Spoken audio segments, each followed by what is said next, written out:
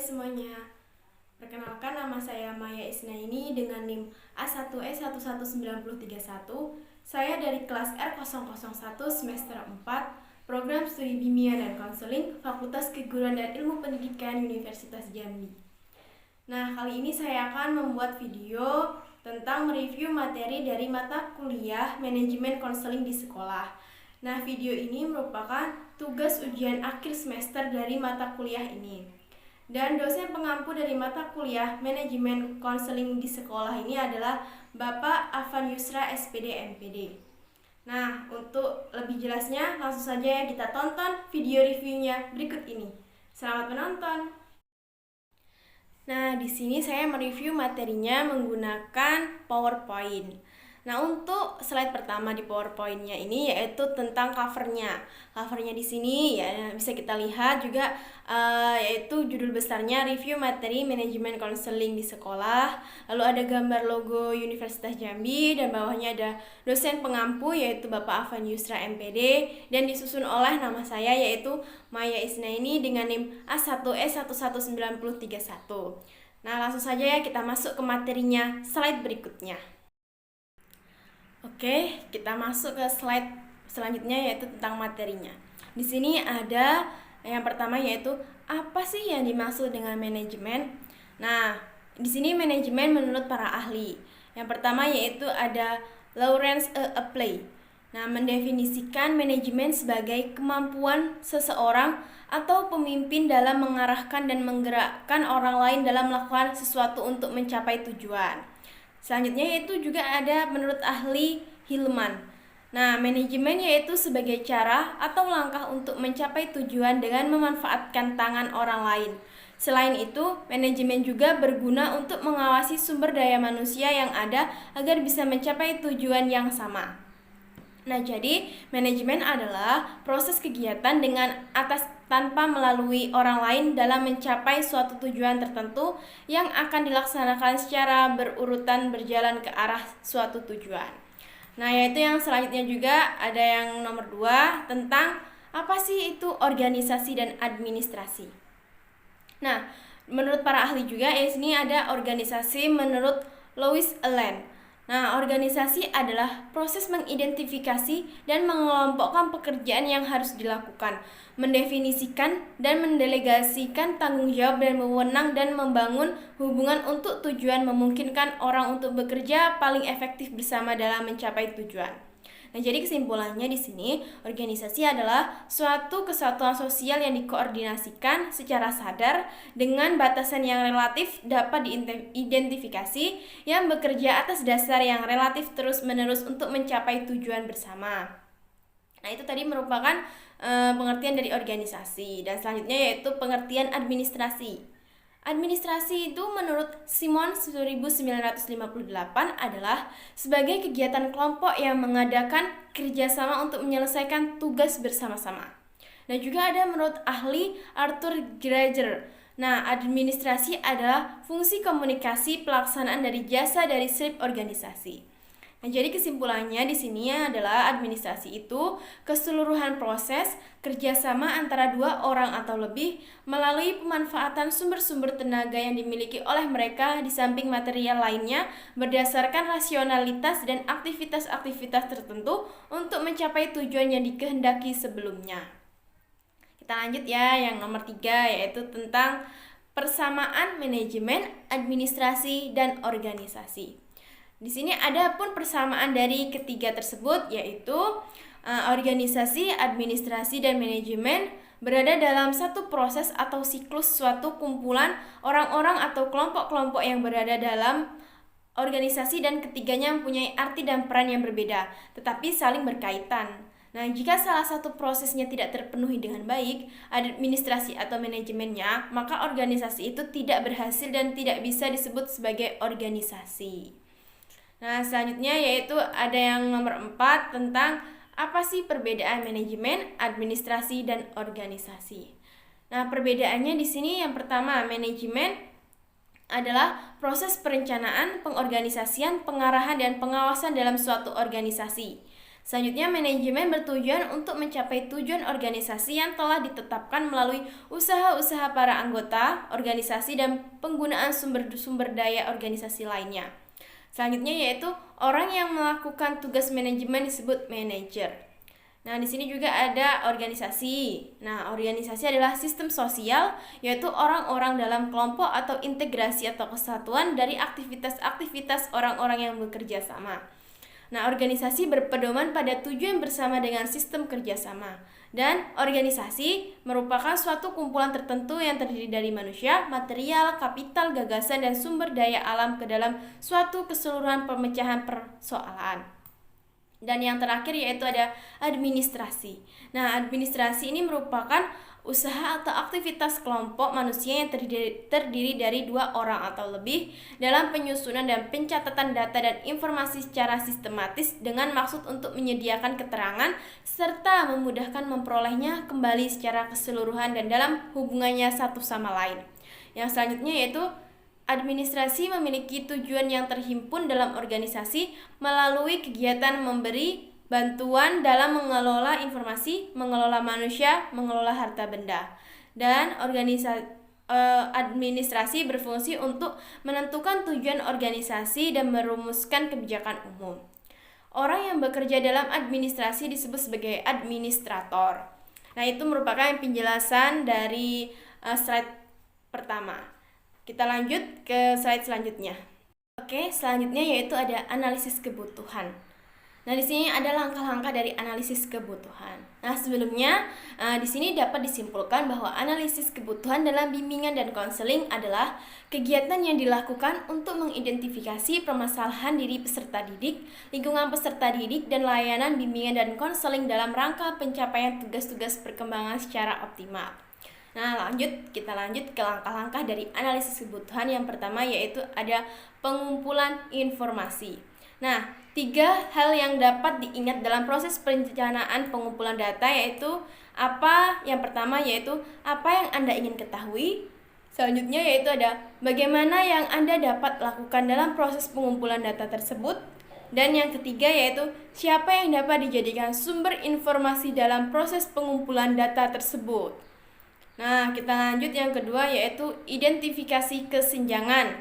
Ada input, proses, produk, output, outcome. Kita jelaskan satu-satu. Nah, di sini ada identifikasi kesenjangan. Yang pertama yaitu input.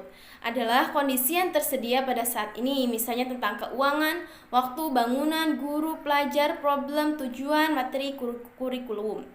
Nah, selanjutnya yaitu ada proses. Nah, meliputi pelaksanaan pendidikan yang berjalan yang terdiri atas pola pembentukan staf, pendidikan yang berlangsung sesuai dengan kompetensi, perencanaan, metode, pembelajaran individu, dan kurikulum yang berlaku.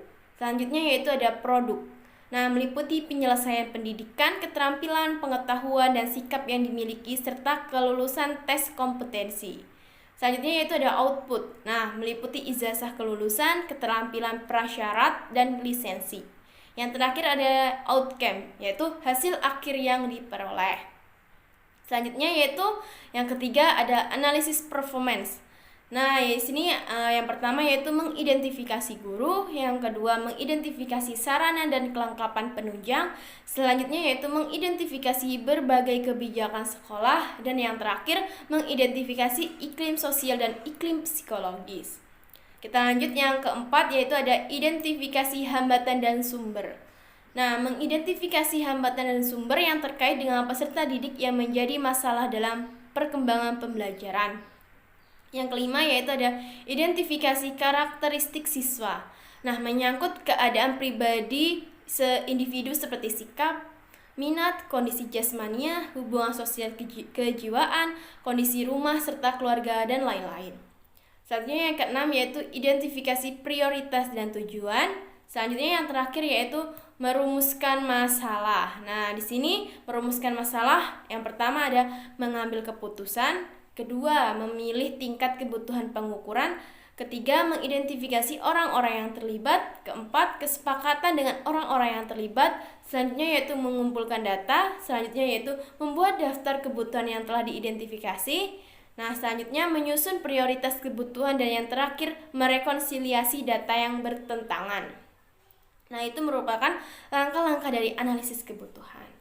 Nah, di sini pendapat Brinkerhoff dan Gill tahun 1994 tentang analisis kebutuhan adalah sebuah proses untuk mengidentifikasikan pengetahuan dan keterampilan yang diperlukan dalam mencapai tujuan organisasi, bertujuan untuk mengetahui topik-topik materi pelajaran yang benar-benar dibutuhkan peserta didik, format materi sajian yang dibutuhkan, model sajian, materi pelajaran yang efektif, dan topik materi pelajaran yang tepat untuk disajikan. Nah, yaitu itu tadi analisis kebutuhan menurut ahli. Kita lanjut materi selanjutnya. Oke, selanjutnya yaitu ada pelaksanaan analisis kebutuhan. Yang pertama yaitu ada identifikasi kebutuhan. Identifikasi kebutuhan bimbingan dan konseling merupakan kegiatan mengelompokkan masalah yang berkaitan atau yang ada pada peserta didik. Yang dapat diidentifikasi yaitu karakteristik siswa, seperti aspek-aspek fisik yaitu kesehatan dan keberfungsiannya, kecerdasan, motif belajar, sikap dan kebiasaan belajar, temperamen, dan karakternya. Selanjutnya, harapan peserta didik, sekolah, dan masyarakat dapat dianalisis dari tugas-tugas perkembangan, dituangkan dalam kompetensi dan silabus. Selanjutnya yaitu ada kegiatan analisis. Ada pengukuran kebutuhan merupakan kegiatan penting dalam menyusun program bimbingan di sekolah. Nah, kegiatan analisis ini dapat digarisbawahi bahwa pengukuran adalah kegiatan penting dalam menyusun program bimbingan di sekolah. Nah, batasan kebutuhan dalam praktek pengukuran sangat beragam, misalnya dengan problem, sumber, keinginan, ataupun kesenjangan. Setelah prioritas kebutuhan ditetapkan, dalam rangka perencanaan program diikuti dengan kegiatan dengan pengumpulan data tentang program bimbingan yang sedang berjalan dan diidentifikasi sumber-sumber yang tersedia. Selanjutnya yaitu ada analisis SWOT. Nah, analisis SWOT ini merupakan singkatan dari strength atau kekuatan, weakness atau kelemahan, opportunity kesempatan, dan threat atau ancaman. Nah, analisis SWOT ini adalah analisis yang berdasarkan pada anggapan bahwa suatu strategi yang efektif berasal dari sumber daya internal atau strength dan weakness, dan eksternal yaitu opportunity dan threat. Nah, jadi analisis SWOT adalah sebuah metode untuk mengkategorisasikan, dan metode ini memiliki kelemahan. Sebagai contoh, untuk menghasilkan kecenderungan suatu organisasi menyusun daftar dibanding berpikir untuk melihat apa yang sebetulnya penting untuk meraih suatu tujuan. Nah, untuk penjelasan singkatnya dari strength, weakness, dan opportunity threat ini, yaitu yang pertama strength atau S merupakan karakteristik dari suatu organisasi atau bisnis yang merupakan suatu keunggulan. Nah, yang kedua itu weakness atau W merupakan karakteristik dari suatu organisasi atau bisnis yang merupakan kelemahan. Selanjutnya yaitu ada opportunity atau O. Nah, kesempatan yang datang dari luar organisasi atau bisnis. Dan yang terakhir yaitu ada threat atau T. Nah, elemen yang datang dari luar yang dapat menjadi ancaman bagi organisasi atau bisnis. Baik, selanjutnya yaitu faktor yang mempengaruhi SWOT. Nah, yaitu ada faktor internal, strength dan weakness, dan faktor eksternal atau opportunity dan threats. Nah, faktor internal yaitu strength and weakness. Nah, faktor internal ini yaitu faktor yang berasal terdiri dari 2 poin, yaitu kekuatan dan kelemahan. Kekuatan internal yang maksimum jelas akan memberi hasil penelitian yang jauh lebih baik. Bagian dari faktor internal yaitu ada sumber daya yang dimiliki, yang selanjutnya keuangan dan finansial, selanjutnya yaitu ada kelebihan dan kelemahan internal organisasi, selanjutnya yaitu ada pengalaman-pengalaman organisasi sebelumnya, baik yang berhasil maupun yang gagal. Nah, untuk faktor eksternalnya yaitu ada opportunities dan threats. Nah, faktor eksternal merupakan faktor dari luar. Nah, yang dimana faktor ini tidak secara langsung terlibat pada apa yang sedang diteliti, dan terdiri dari 2 poin yaitu ancaman dan peluang.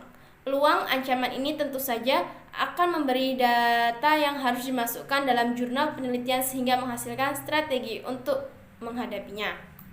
Nah, yang termasuk dalam faktor eksternal yaitu ada tren, budaya sosial politik, ideologi, perekonomian, sumber-sumber permodalan, peraturan pemerintah, perkembangan teknologi, peristiwa-peristiwa yang terjadi, dan lingkungan. Nah, selanjutnya yaitu komponennya atau yang disingkat dengan SWOT, yaitu ada strength atau S, weakness atau W, opportunity atau O, dan threats atau T. Nah, di sini strength yaitu analisis kekuatan, weakness yaitu analisis kelemahan, dan opportunity yaitu analisis peluang, serta threats yaitu analisis ancaman. Nah, untuk penjelasan secara singkatnya sudah saya jelaskan di slide sebelumnya. Baik, selanjutnya yaitu ada program bimbingan konseling komprehensif. Nah, bimbingan dan konseling komprehensif ini diprogramkan untuk semua siswa. Artinya bahwa semua peserta didik hukumnya wajib memperoleh layanan bimbingan dan konseling, sehingga image atau persepsi bahwa fokus bimbingan dan konseling hanyalah pada siswa yang bermasalah saja akan hilang. Nah, jadi dapat disimpulkan bahwa bimbingan dan konseling komprehensif ini merupakan upaya untuk memberikan bantuan yang secara utuh melibatkan konselor, pimpinan sekolah, guru mata pelajaran, staf administrasi, orang tua, dan masyarakat. Bimbingan dan konseling komprehensif memfokuskan diri pada pengembangan potensi peserta didik. Oke, masih lanjutan dari tadi yaitu tentang program bimbingan konseling komprehensif. Nah, pengertiannya yaitu bimbingan dan konseling komprehensif diprogramkan untuk semua siswa. Artinya bahwa semua peserta didik hukumnya wajib memperoleh layanan bimbingan dan konseling, sehingga image atau persepsi bahwa fokus bimbingan dan konseling hanyalah pada siswa yang bermasalah saja akan hilang. Nah, untuk prinsip-prinsipnya yaitu menurut Van Hoos dalam Prayitno 1994 sebagai berikut. Yang pertama yaitu bimbingan berdasarkan keyakinan. Nah, artinya bahwa dalam diri individu terkandung kebaikan-kebaikan setiap pribadi mempunyai potensi, dan pendidikan hendaklah membantu mengembangkan potensinya itu. Selanjutnya yaitu bimbingan didasarkan pada ide. Nah, artinya bahwa setiap anak adalah unik yang berbeda dengan yang lain. Selanjutnya yaitu bimbingan merupakan bantuan. Artinya bantuan kepada anak-anak dan pemuda dalam pertumbuhan dan perkembangan mereka menjadi pribadi-pribadi yang sehat. Dan selanjutnya yang keempat yaitu bimbingan adalah pelayanan unik. Nah, artinya bahwa dilaksanakan oleh ahli yang telah mengikuti latihan khusus, dan untuk melaksanakan layanan bimbingan diperlukan minat pribadi khusus pula.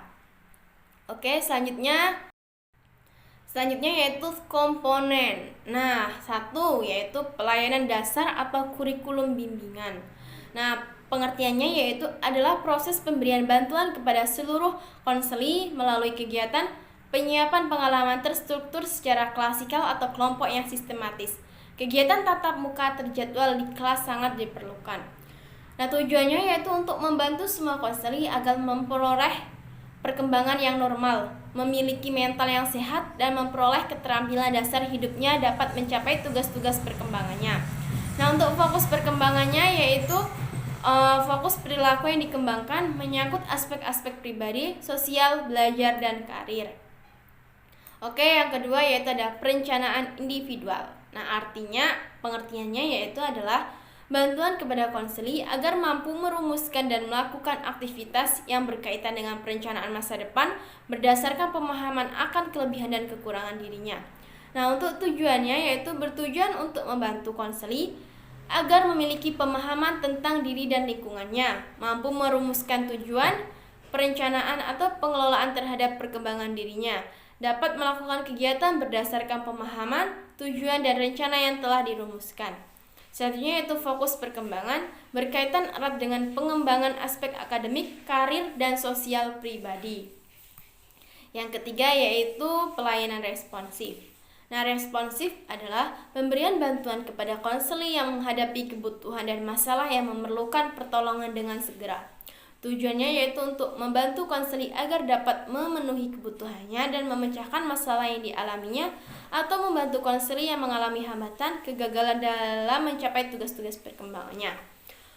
Nah, untuk fokus perkembangannya yaitu bergantung kepada masalah atau kebutuhan konseli. Masalah lainnya adalah yang berkaitan dengan berbagai hal yang dirasakan mengganggu kenyamanan hidup, merasa cemas tentang masa depan, atau merasa rendah diri. Dan yang terakhir yaitu ada dukungan sistem.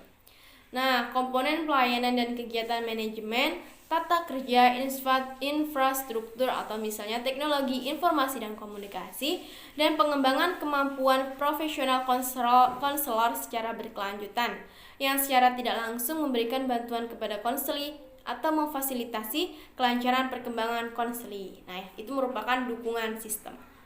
Kita lanjut lagi. Oke, masih semangat? Kita lanjut ya. Selanjutnya yaitu ada apa sih itu rasional dalam bimbingan dan konseling? Nah, rasional ini merupakan rumusan dasar pemikiran tentang urgensi bimbingan dan konseling dalam keseluruhan program sekolah atau madrasah. Ke dalam rumusan ini dapat menyangkut konsep dasar yang digunakan, kaitan bimbingan dan konseling dengan pembelajaran atau implementasi kurikulum, dampak perkembangan iptek dan sosial budaya terhadap gaya hidup masyarakat atau termasuk para peserta didiknya, dan hal-hal lain yang dianggap relevan. Nah, yang kedua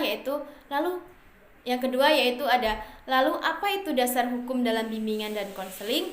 Nah, dasar hukum yang dicantumkan adalah dasar hukum yang menjadi landasan penyelenggaraan bimbingan dan konseling yang meliputi dasar hukum tingkat pemerintah, daerah hingga satuan pendidikan. Yang nomor 3 yaitu ada apa itu visi dan misi dalam bimbingan dan konseling. Nah, pada bagian ini dikemukakan visi dan misi program BK yang disesuaikan dengan visi dan misi sekolah. Visi merupakan gambaran yang dicita-citakan untuk diwujudkan program BK bagi konseli berdasarkan visi sekolah, sedangkan misi merupakan tugas yang dilaksanakan dalam rangka pencapaian visi program BK bagi konseli. Nah, yang keempat yaitu ada bagaimana dengan deskripsi kebutuhan? Nah, deskripsi kebutuhan ini tuh kata lainnya juga yaitu need assessment. Nah, rumusan hasil need assessment atau penilaian kebutuhan peserta didik dan lingkungannya ke dalam rumusan perilaku-perilaku yang diharapkan dikuasai peserta didik. Rumusan ini tiada lain adalah rumusan tugas-tugas perkembangan, yakni standar kompetensi kemandirian yang disepakati bersama. Selanjutnya yaitu ada bidang layanan. Yang pertama yaitu ada bimbingan dan konseling pribadi. Nah, yaitu proses pemberian bantuan dari guru bimbingan dan konseling atau konselor kepada peserta didik atau konseli untuk memahami, menerima, mengarahkan, mengambil keputusan dan merealisasikan keputusannya secara bertanggung jawab tentang perkembangan aspek pribadinya, sehingga dapat mencapai perkembangan pribadi yang optimal.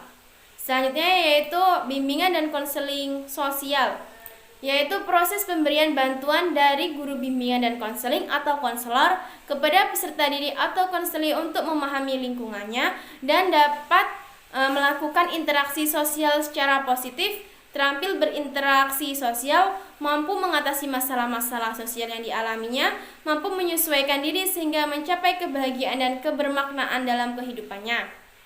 Yang ke C yaitu ada bimbingan dan konseling belajar. Nah, yaitu proses pemberian bantuan guru bimbingan dan konseling atau konselor kepada peserta didik atau konseli antara lain adalah mengenali potensi diri untuk belajar, memiliki sikap dan keterampilan belajar, terampil merencanakan pendidikan sehingga dapat mencapai kesuksesan, kesejahteraan dan kebahagiaan dalam kehidupannya. Yang terakhir yaitu ada bimbingan dan konseling karir, yaitu proses pemberian bantuan guru bimbingan dan konseling atau konselor kepada peserta didik atau konseli untuk memahami pertumbuhan, perkembangan, dan pengambilan keputusan karir sepanjang rentang hidupnya berdasarkan informasi potensi diri. Oke, selanjutnya yaitu ada program bimbingan dan konseling. Yang pertama yaitu ada rencana kegiatan atau action plan. Nah, yaitu rencana yang ingin dilakukan atau lebih dikenal dengan action plan ini diperlukan untuk dapat memetakan apa yang harus dilakukan demi mencapai target yang telah ditetapkan. Yang nomor 2 yaitu ada pengembangan tema atau topik. Nah, tema atau topik merupakan rincian lanjut dari identifikasi, deskripsi, kebutuhan peserta didik atau konseli dalam aspek perkembangan pribadi, sosial, belajar, dan karir. Setelah tema atau topik dikembangkan, kegiatan berikutnya adalah menyusun perencanaan layanan bimbingan dan konseling yang menuangkan materi dan disajikan mempergunakan beragam metode, teknik, dan media bimbingan dan bersifat informasi dan orientasi. Selanjutnya yaitu yang ketiga ada sarana dan prasarana. Nah, ruang bimbingan dan konseling Ruang merupakan salah satu sarana penting yang turut mempengaruhi keberhasilan pelayanan bimbingan dan konseling di sekolah atau madrasah. Dengan memperhatikan prinsip-prinsip bimbingan dan konseling, pengadaan ruang bimbingan dan konseling perlu mempertimbangkan letak atau lokasi, ukuran, jenis, dan jumlah ruangan, serta berbagai fasilitas pendukung lainnya. Jumlah ruang bimbingan dan konseling disesuaikan dengan kebutuhan jenis layanan dan jumlah ruangan. Antar ruangan sebaiknya tidak tembus pandang. Nah, jenis ruangan yang diperlukan yaitu meliputi ada ruang kerja, ruang administrasi atau data, ruang konseling individual, ruang bimbingan dan konseling kelompok, ruang biblioterapi, ruang relaksasi, ruang tamu. Adapun besaran ukuran disesuaikan dengan jumlah konseli dan jumlah konselor yang ada di dalam suatu sekolah atau madrasah. Nah, selanjutnya yaitu ada fasilitas lain. Nah, fasilitas lain ini yang pertama yaitu ada dokumen program bimbingan dan konseling yang mencakup yaitu buku program tahunan, buku program semesteran, buku kasus, dan buku harian. Selanjutnya yaitu ada instrumen pengumpul data dan kelengkapan administrasi seperti alat pengumpul data berupa tes atau non-tes dan sebagainya. Dalam kerangka pikir dan kerangka kerja bimbingan dan konseling terkini, para konselor sekolah atau madrasah perlu terampil menggunakan perangkat komputer, perangkat komunikasi, dan berbagai software untuk membantu mengumpulkan data, mengolah data, menampilkan data, maupun memaknai data sehingga dapat diakses secara tepat dan secara interaktif. Dan yang terakhir yaitu ada anggaran. Nah, komponen anggaran meliputi pertama, anggaran untuk semua aktivitas yang tercantum pada program. Yang kedua yaitu ada anggaran untuk aktivitas pendukung seperti home visit atau kunjungan rumah, pembelian buku pendukung atau sumber bacaan. Selanjutnya yaitu mengikuti seminar atau workshop atau kegiatan profesi dan organisasi profesi. Selanjutnya pengembangan staf atau penyelenggaraan MGP atau pembelian alat atau media untuk pelayanan bimbingan dan konseling. Nah, anggaran untuk pengembangan dan peningkatan kenyamanan ruang dan pelayanan bimbingan dan konseling yaitu seperti pembenahan ruangan, pengadaan buku-buku untuk terapi pustaka, penyiapan perangkat konseling kelompok. Nah, itu merupakan program bimbingan dan konseling yang terdiri dari rencana kegiatan, pengembangan tema atau topik, sarana dan prasarana, ruang bimbingan dan konseling, fasilitas lain, dan anggaran. Nah, oke, selanjutnya yaitu ada pelaksanaan program BK komprehensif. Nah, yaitu yang A, pelayanan dasar sebagai berikut. Yang pertama yaitu ada bimbingan kelas. Nah, program yang dirancang menuntut konselor untuk melakukan kontak langsung dengan para peserta didik di kelas. Secara terjadwal, konselor memberikan pelayanan bimbingan kepada peserta didik. Kegiatan bimbingan kelas ini bisa berupa diskusi kelas atau brainstorming atau curah pendapat. Nah, selanjutnya yaitu ada pelayanan orientasi. Nah, pelayanan ini merupakan suatu kegiatan yang memungkinkan peserta didik dapat memahami dan menyesuaikan diri dengan lingkungan baru. Materinya mencakup organisasi sekolah, staf, dan guru-guru, kurikulum, dan sebagainya. Selanjutnya yaitu ada pelayanan informasi. Nah, yaitu pemberian informasi tentang berbagai hal yang dipandang bermanfaat bagi peserta didik melalui komunikasi langsung maupun tidak langsung, melalui media cetak maupun elektronik seperti buku, brosur, leaflet, majalah, dan internet. Selanjutnya yaitu ada bimbingan kelompok. Nah, konselor memberikan pelayanan bimbingan kepada peserta didik melalui kelompok-kelompok kecil, yaitu 5 sampai dengan 10 orang. Bimbingan ini ditujukan untuk merespon kebutuhan dan minat para peserta didik. Selanjutnya yaitu pelayanan pengumpulan data atau aplikasi instrumentasi. Nah, merupakan kegiatan untuk mengumpulkan data atau informasi tentang pribadi peserta didik dan lingkungan peserta didik. Nah, itu merupakan pelayanan-pelayanan dasar. Tadi ya ada 5, yaitu bimbingan kelas, pelayanan orientasi, pelayanan informasi, bimbingan kelompok, dan pelayanan pengumpulan data atau aplikasi instrumentasi. Selanjutnya yaitu yang B, pelayanan responsif. Ini ada 9 ini. Ayo kita jelaskan secara singkat satu persatu. Yang pertama yaitu ada konseling individual dan kelompok. Nah, pemberian pelayanan konseling ini ditujukan untuk membantu peserta didik yang mengalami kesulitan, mengalami hambatan dalam mencapai tugas-tugas dan perkembangannya. Selanjutnya yaitu referral atau rujukan atau alih tangan kasus. Nah, apabila konselor merasa kurang memiliki kemampuan untuk menangani masalah konseling, maka sebaiknya dia mereferral atau mengalihtangankan konseling kepada pihak yang lebih berwenang, seperti psikolog, psikiater, dokter, dan kepolisian. Selanjutnya yaitu ada kolaborasi dengan guru mata pelajaran atau wali kelas. Nah, konselor berkolaborasi dengan guru dan wali kelas dalam rangka memperoleh informasi tentang peserta didik, seperti prestasi belajar, kehadiran, dan pribadinya. Membantu memecahkan masalah peserta didik dan mengidentifikasi aspek-aspek bimbingan yang dapat dilakukan oleh guru mata pelajaran. Selanjutnya yaitu kolaborasi dengan orang tua. Nah, konselor perlu melakukan kerjasama dengan para orang tua peserta didik. Kerjasama ini penting agar proses bimbingan terhadap peserta didik tidak hanya berlangsung di sekolah atau madrasah, tetapi juga orang tua di rumah. Selanjutnya yaitu ada kolaborasi dengan pihak-pihak terkait di luar sekolah atau madrasah. Nah, yaitu berkaitan dengan upaya sekolah atau madrasah untuk menjalin kerjasama dengan unsur-unsur masyarakat yang dipandang relevan dengan peningkatan mutu pelayanan bimbingan. Yang keenam yaitu ada konsultasi. Nah, konselor menerima pelayanan konsultasi bagi guru, orang tua atau pihak pimpinan sekolah atau madrasah yang terkait dengan upaya membangun kesamaan persepsi dalam memberikan bimbingan kepada peserta didik. Nah, yang ketujuh yaitu ada bimbingan teman sebaya. Nah, bimbingan teman sebaya ini adalah bimbingan yang dilakukan oleh peserta didik terhadap peserta didik yang lainnya. Peserta didik yang menjadi pembimbing sebelumnya diberikan latihan atau pembinaan oleh konselor. Yang kedelapan yaitu ada konferensi kasus.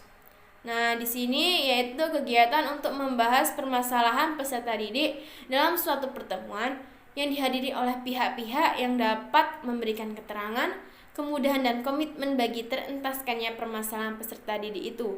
Pertemuan konferensi kasus ini bersifat terbatas dan tertutup.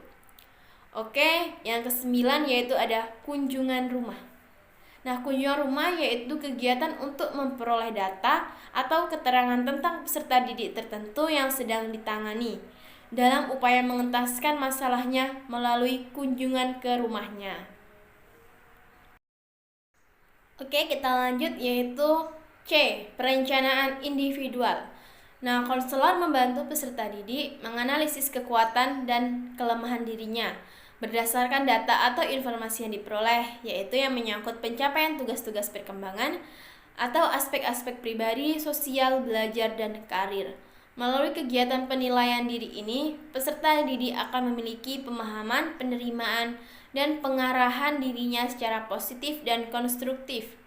Nah, pelayanan perencanaan individual ini dapat dilakukan juga melalui pelayanan penempatan atau penjurusan dan penyaluran untuk membentuk peserta didik menempati posisi yang sesuai dengan bakat dan minatnya. Oke, yang ke D yaitu ada dukungan sistem. Nah, dukungan sistem ini ada dua. Yang pertama yaitu pengembangan profesi dan yang kedua manajemen program. Nah, kita bahas yang pertama dulu ya, yaitu pengembangan profesi. Nah, konselor secara terus-menerus berusaha untuk mengupdate pengetahuan dan keterampilannya melalui bisa in-service training, aktif dalam organisasi profesi, aktif dalam kegiatan-kegiatan ilmiah seperti seminar dan workshop atau lokal karya, atau melanjutkan studi ke program yang lebih tinggi atau pasca sarjana. Selanjutnya yaitu manajemen program. Nah, manajemen program ini merupakan program pelayanan bimbingan dan konseling tidak mungkin akan tercipta, terselenggara, dan tercapai bila tidak memiliki suatu sistem manajemen yang bermutu. Dalam arti dilakukan secara jelas, sistematis, dan terarah. Oleh karena itu, bimbingan dan konseling harus ditempatkan sebagai bagian terpadu dari seluruh program sekolah atau madrasah dengan dukungan wajar baik dalam aspek ketersediaan daya manusia atau konselor, sarana, dan pembiayaan. Nah, itu merupakan lanjutan dari slide sebelumnya. Oke, kita lanjut yaitu tentang langkah pengembangan RPLBK. RPLBK merupakan rencana pelaksanaan layanan bimbingan kelompok. Yang pertama yaitu A. Merumuskan identitas RPLBK, minimal berisi nama sekolah, bidang bimbingan kelas, semester, dan alokasi waktu. Yang ke B yaitu merumuskan kompetensi, terdiri dari standar kompetensi dan kompetensi dasar, diambil dari SKKPD atau tugas-tugas perkembangan beserta rinciannya. Yang ke C yaitu merumuskan indikator keberhasilan dan tujuan pelayanan. Yang ke D yaitu menentukan alokasi waktu, dinyatakan dalam jam pelajaran dan banyaknya pertemuan. Yang ke E yaitu menentukan materi layanan BK, mengacu pada indikator yang telah dirumuskan sebelumnya. Yang ke F yaitu menentukan metode teknik pelayanan BK. Yang ke G yaitu menentukan sumber belajar. Dan yang ke H atau terakhir yaitu merencanakan penilaian yang akan dilaksanakan, dijabarkan atas teknik penilaian dan instrumen yang dipakai serta rubrik penilaiannya. Baik, kita lanjut ke slide selanjutnya yaitu tentang prosedur pelaksanaan evaluasi program bimbingan dan konseling. Nah, di sini yang pertama ada menentukan tujuan evaluasi perencanaan program bimbingan dan konseling. Di sini ada 5 tahap. Kita jelaskan yang pertama dulu yaitu tentang menentukan tujuan evaluasi perencanaan program bimbingan dan konseling. Nah, pada tahap ini merupakan tahap yang sangat penting karena dengan penetapan tujuan inilah para evaluator akan memulai langkah awal dalam penilaiannya. Hal ini berarti bahwa dalam penentuan tujuan terkait dengan langkah-langkah kegiatan dalam perencanaan program yang meliputi: pertama, apakah guru pembimbing sudah mendasarkan pada kajian tentang produk hukum yang berlaku? Yang kedua yaitu apakah guru pembimbing sudah menyusun visi dan misi dalam bimbingan dan konseling dan sebagainya. Oke, yang ke B yaitu menentukan kriteria evaluasi. Nah, kriteria evaluasi merupakan patokan yang dapat digunakan untuk menilai suatu kegiatan atau aktivitas. Artinya berdasarkan kriteria tersebut suatu kegiatan atau program dapat dikatakan berhasil atau belum berhasil. Selanjutnya yaitu yang ke C, memilih instrumen penilaian. Nah, instrumen penilaian yang dipilih untuk digunakan dalam pengumpulan data berdasarkan tujuan dan jenis data yang dikumpulkan. Dalam penilaian proses dalam bimbingan dan konseling, jenis instrumen yang digunakan meliputi angket, kuesioner, pedoman observasi, dan studi dokumentasi. Oke, yang ke D yaitu ada analisis data. Nah, data yang telah terkumpul dengan berbagai instrumen pengumpulan data dianalisis dan menggunakan analisis data baik secara kualitatif ataupun kuantitatif. Nah, hasil analisis data setiap indikator selanjutnya dibandingkan dengan kriteria yang ada pada indikator sehingga dapat disimpulkan apakah setiap indikator dalam pelaksanaan program bimbingan telah sesuai atau belum. Yang terakhir atau yang ke E yaitu pembuatan laporan. Nah, dalam laporan membuat deskripsi, analisis hasil, dan pengambilan keputusan. Yang pertama yaitu ada deskripsi hasil, yaitu upaya untuk memberikan gambaran hasil penilaian proses yang telah dilaksanakan pada tahap analisis data. Yang kedua yaitu ada analisis hasil, yaitu gambaran pencapaian dari yang sudah ada dalam deskripsi tersebut. Hasil yang diperoleh pada deskripsi kemudian dibandingkan dengan kriteria sehingga dapat diketahui. Dan yang terakhir, pengambilan keputusan. Nah, yaitu suatu proses untuk menentukan pada aspek apa dalam pelaksanaan layanan bimbingan dan konseling yang perlu diperbaiki atau ditingkatkan. Nah, itu merupakan tahapan-tahapan dari evaluasi program bimbingan dan konseling. Oke, untuk slide yang terakhir yaitu ada akuntabilitas bimbingan dan konseling. Nah, yang pertama yaitu apa sih itu akuntabilitas? Nah, akuntabilitas dipandang sebagai konsep penting dalam kehidupan suatu lembaga atau organisasi. Para ahli yang bergelut dalam bidang ini meyakini bahwa akuntabilitas merupakan salah satu prinsip mendasar dalam penyelenggaraan atau terciptanya sebuah pemerintahan, lembaga, organisasi yang baik, yaitu menurut Bukhari tahun 2007. Nah, akuntabilitas diperlukan untuk mempertanggungjawabkan terhadap seluruh kegiatan yang telah dilakukan. Akuntabilitas mengandung kewajiban melaporkan, menjelaskan, dan mengungkapkan semua kegiatan yang dilakukan. Akuntabilitas diperlukan untuk meminimalkan penyalahgunaan kekuasaan serta menjamin pemerintah atau pelaksana untuk bertindak secara efektif dan efisien. Yang nomor 2 yaitu lalu apa itu akuntabilitas dalam bimbingan dan konseling?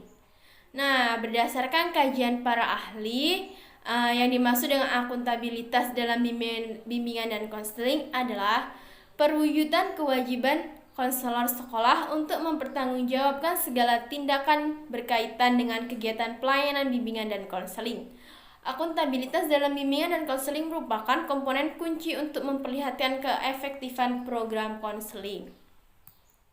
Oke, yang ketiga yaitu ada apa saja tujuan dan manfaat dari akuntabilitas dalam bimbingan dan konseling.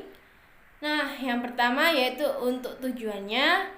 Nah, tujuan dari akuntabilitas adalah dilaksanakan untuk yang pertama, menghubungkan program konselor sekolah dengan prestasi akademik para siswa. Terkait dengan hal ini, strategi akuntabilitas dilakukan untuk A. Memantau perkembangan siswa dan mengurangi kesenjangan prestasi siswa. Yang ke B. Menilai dan mengevaluasi permasalahan-permasalahan. Dan yang C. Menunjukkan keefektifan program konseling sekolah. Yang kedua yaitu ada memantau perkembangan siswa dan mengurangi kesenjangan prestasi siswa. Konselor harus memulainya dengan memperhatikan data sekolah dan menentukan di mana kesenjangan tersebut muncul. Yang ketiga yaitu untuk menilai dan mengevaluasi program. Konselor perlu melihat keefektifan program bimbingan dan konseling. Yang keempat yaitu ada untuk memperlihatkan keefektifan program konseling sekolah. Konselor sekolah mengungkapkan atau mengkomunikasikan data dengan stakeholder. Nah, selanjutnya yaitu manfaat dari akuntabilitas bimbingan dan konseling, yaitu yang pertama, akuntabilitas memungkinkan konselor memiliki data spesifik untuk digunakan dalam mengidentifikasi kekuatan dan kelemahan bidang-bidang program. Nah, informasi ini dapat digunakan untuk mengubah tujuan serta metode pelaksanaan program. Yang kedua yaitu ada data yang diperoleh dapat digunakan untuk memperlihatkan siswa bagaimana mereka bertumbuh dan berkembang melalui program tersebut. Data juga dapat digunakan untuk mengidentifikasi bidang-bidang yang masih membutuhkan peningkatan. Yang ketiga yaitu informasi yang diperoleh melalui asesmen harus disampaikan kepada semua stakeholder, termasuk siswa, orang tua, dan guru. Dan yang terakhir yaitu ada informasi perlu disampaikan dengan orang-orang yang terlibat dalam pembuatan kebijakan dan manajemen kebijakan. Yang keempat yaitu ada apa saja sih komponen akuntabilitas bimbingan dan konseling? Nah, komponennya yang pertama yaitu menerima tanggung jawab. Nah, akuntabilitas menyiratkan adanya penerima tanggung jawab. Dalam hal ini adalah pelaksanaan program. Menerima tanggung jawab berarti siap menghadapi kenyataan, tidak menyembunyikan suatu kebenaran, berani mengakui kekurangan dalam program. Yang kedua yaitu komunikasi. Komunikasi antar pengelola program dan stakeholder merupakan indikator penting dalam akuntabilitas. Yang ketiga yaitu penjelasan kepada stakeholder mengenai program. Informasi yang dijelaskan kepada stakeholder meliputi standar atau tujuan program, prosedur yang digunakan untuk mencapai tujuan, dan hasil yang dicapai dalam program. Yang keempat yaitu mekanisme umpan balik.